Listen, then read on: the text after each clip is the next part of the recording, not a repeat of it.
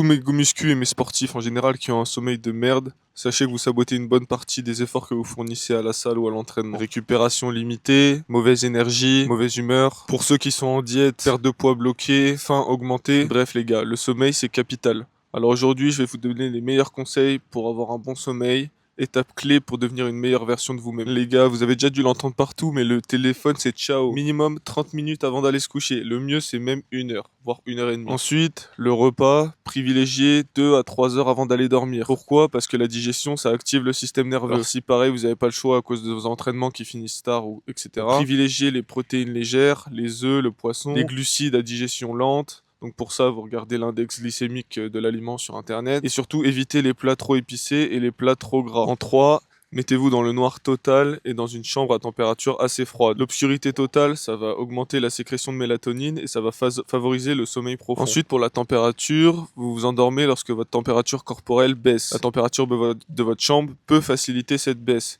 Et de toute façon, vous le voyez vous-même en été, les réveils nocturnes à cause de la chaleur, c'est inconfortable. Pour l'obscurité, même si vous avez des volets de merde ou pas de volets tout court, vous pouvez toujours acheter un masque de nuit sur Amazon, ça coûte 10 euros. Les gars, ensuite, la caféine. Les monsters, les cafés, les pré-workouts à 18 heures avant votre séance, sans vous en rendre compte, ça ruine votre sommeil.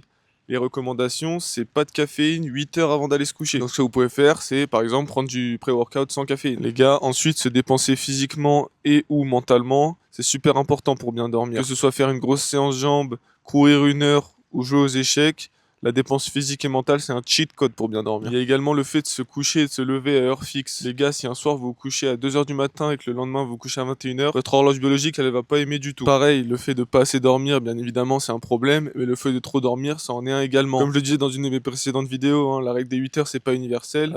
Certaines personnes vont être en pleine forme avec 6 heures de sommeil, d'autres avec 9 heures. Ça, c'est à vous de voir au cas par cas. Autre conseil, ce que vous pouvez tenter, c'est les techniques de respiration et ou la méditation. Il y en a des centaines qui existent sur Internet, vous allez au moins en trouver une qui fonctionne pour vous. Moi, il y avait mon petit frère qui m'avait appris la technique de Wim Hof, ça fonctionne sur moi. Après, voilà, à voir si ça fonctionne sur vous. Et enfin, les gars, les compléments alimentaires. Alors, comme leur nom l'indique, c'est des compléments. Donc, ça veut dire que si vous faites rien des précédents points, ça va pas faire de miracle. Il y en a 3 que je peux vous conseiller qui aident à bien dormir. C'est 1, l'ashwagandha, 2, le magnésium et 3, la mélatonine. Et bien évidemment, c'est à prendre le soir avant de dormir. Si vous le prenez le matin, ça peut être contre-productif. Donc voilà les gars, avec ces conseils, vous devriez pouvoir dormir comme des bébés.